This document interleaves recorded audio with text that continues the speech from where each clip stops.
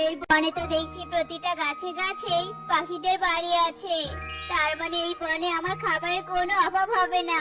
আয়েশ করে পাখি আর পাখির ছানাদের ধরে খাবো। ক্ষুধা লেগেছে, দেখি কোথাও কোনো পাখির ছানা আছে কিনা। শিয়াল সামনে চলে আর চারিদিকে তাকাতে থাকে।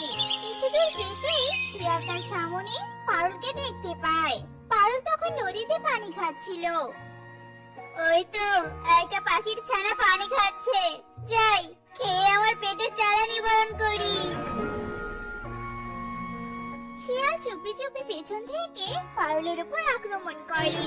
ছাড়ো, ছাড়ো আমাকে, আমার ব্যথা করছে, আমি বাড়ির কাছে যাব, আমাকে খেও না, দয়া করে আমাকে খেও না।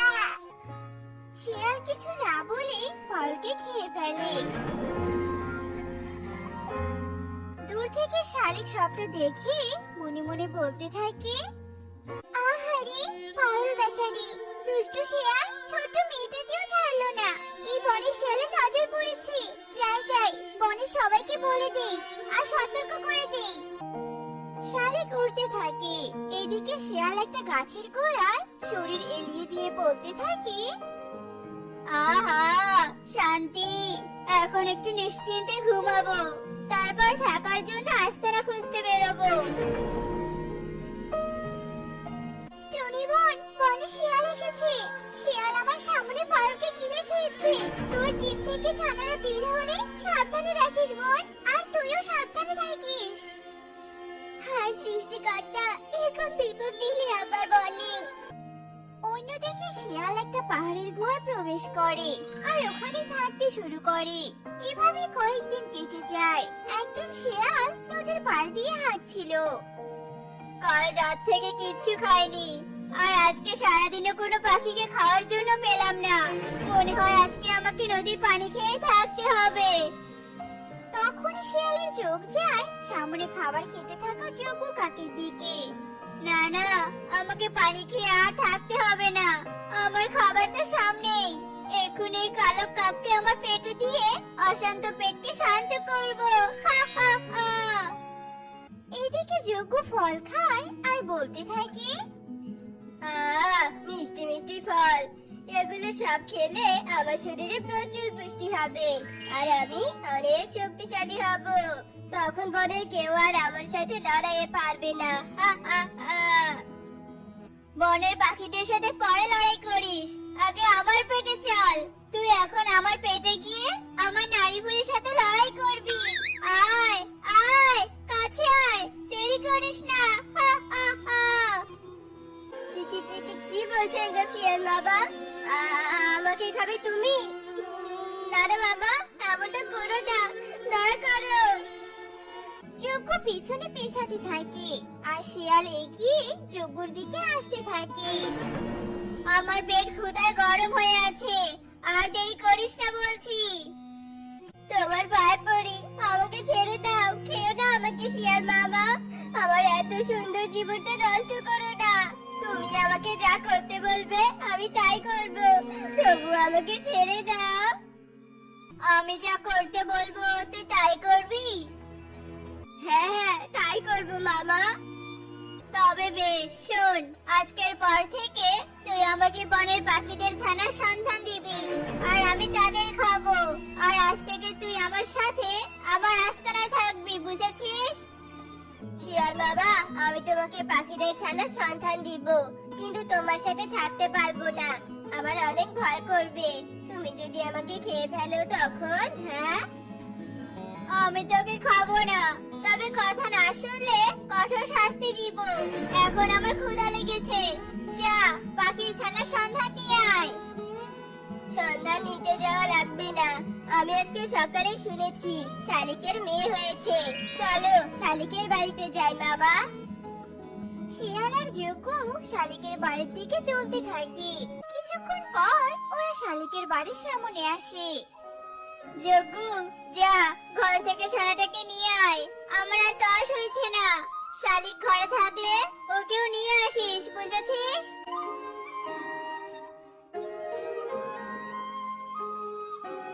এই যে মামা, শালিক ঘরে নেই, এই ছানাটাকে খেয়ে নাও তো তুমি।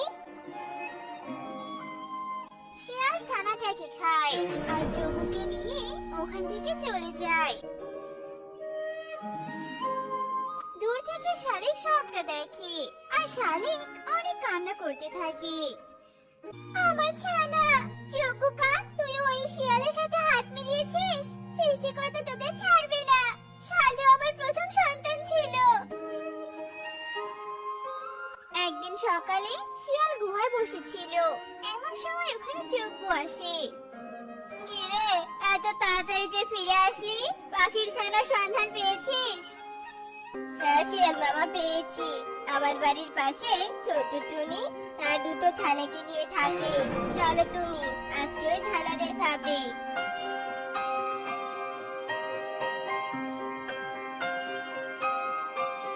শিয়াল আর জগ্গু টুনির বাড়ির সামনে আসে।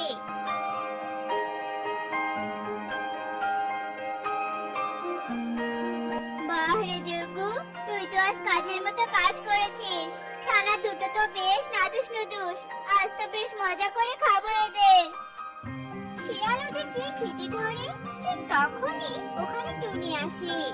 না শিয়াল মামা, আমার ছানাদের খেও না। দয়া করে ছেড়ে দাও ওদের। আমার ছানাদের পরিবর্তে তুমি আমাকে খাও। আজ তুই জোর করে আমার পেটে ঢুকলেও বমি করে বের করে দিব, তবুও তোর ছানাদের খাবো, বুঝেছিস? শিয়ালের এমন আগ্রহ দেখে টুনি মনে মনে বলতে থাকে, এই শিয়ালের সাথে আমি সত্যিই পেরে উঠবো না। আমাকে বুদ্ধি দিয়ে একে আটকাতেই হবে। এই টুনি, এই ছানাদের সামনে থেকে সর বলছি। শিয়াল মামা, তুমি তো আমার ছানাদের খাবে। আমি আমার ছানাদের দেখতে পাবো না। শিয়াল মামা, আমার ছোট একটা ইচ্ছে পূরণ করো। কি ইচ্ছে বল তাড়াতাড়ি। আসলে শিয়াল মামা, আমি তো সারাদিন বাইরে খাবার খুঁজতাম, তাই আমার ছানাদের ঠিকমতো সময় দিতে পারিনি। তুমি যদি আমার ছানাদের একটা দিন সময় দিতে, তাহলে আমি ছানাদের অনেক আদর যত্ন করতাম। শিয়াল মামা, তুমি কালকে বরং আমার ছানাদের খেও, দয়া করো। বেশ, তুই যখন এত করে বলছিস, তখন আমি কালকে এসে তোর ছানাদের খাবো। তবে পালানোর চেষ্টা করবি না। আমার ক্ষমতার হাত কত দূর তা তো তুই ঠিক মতোই জানিস। জগ্গু আর শিয়াল ওখান থেকে চলে যায়, আর টুনি যেন হাঁপ ছেড়ে বাঁচে। প্রথম বুদ্ধিতে তো বেঁচে গেলাম। ওই শিয়াল আর জগ্গুকে শাস্তি না দিয়ে আমি এখান থেকে পালাবো না। শিয়াল জগ্গু, কালকে তোদের শেষ দিন। ছানারা তোরা ঘরে যা, আমি বনের সবাইকে বলে আসছি। ছানারা ঘরে প্রবেশ করে। টুনি উড়ে বনের পাখিদের কাছে যায়।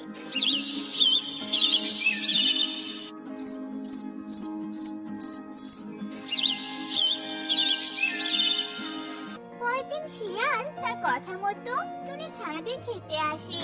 এদিকে টুনি তার বুদ্ধিমতো একটা গর্তে কাটা রাখে, আর তার উপর লতা পাতা দিয়ে ঢেকে রাখে, আর তার ছানাদের গর্তের উপরে রেখে দেয়। টুনি, কই তোর ছানারা? আমার সামনে আন এদের। শিয়াল মামা, ওই যে আমার ছানারা। তুমি ওদের খেতে পারো, যাও ওদের কাছে যাও। শিয়াল ছানাদের দেখে লোভ সামলাতে না পেরে লাফ দেয়। ছানারা ওখান থেকে উড়ে চলে যায়, আর শিয়াল গর্তে পড়ে যায়। শিয়ালের পুরো শরীরে কাঁটা প্রবেশ করে। ওরে বাবা রে, ওরে মারে, মরে গেলাম রে, মরে গেলাম। জগ্গু, বাঁচা আমাকে, বাঁচা। শিয়াল গর্তেই মারা যায়। শিয়াল মারা যাওয়ার পর জগ্গু ভীষণ রেগে যায়, আর বলতে থাকে, ছোট টুনি, তোর সাহস তো কম নয়। আমার সঙ্গে শিয়ালকে মারলি, আজ তো তোকে আমি মেরেই ফেলবো। জগ্গু যেই টুনির দিকে এগিয়ে আসতে ধরে, ঠিক তখনই বনের পাখিরা লাঠি হাতে জগ্গুকে ঘিরে ধরে। তুই নিজেই আজ বাঁচবি না, তাহলে টুনিকে মারবি কি করে শয়তান জগ্গু? এই মারো সবাই, মারো এই জগ্গুকে।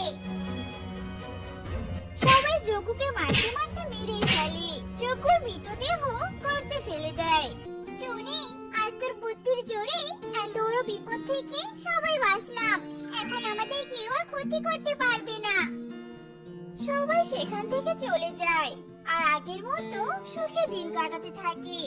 তো বন্ধুরা, বিপদে ভয় না পেয়ে বরং বুদ্ধি দিয়ে বিপদকে জয় করা উচিত। আর আমাদের আজকের গল্পটি তোমাদের কাছে কেমন লেগেছে তা কমেন্টে জানাতে ভুলো না কিন্তু।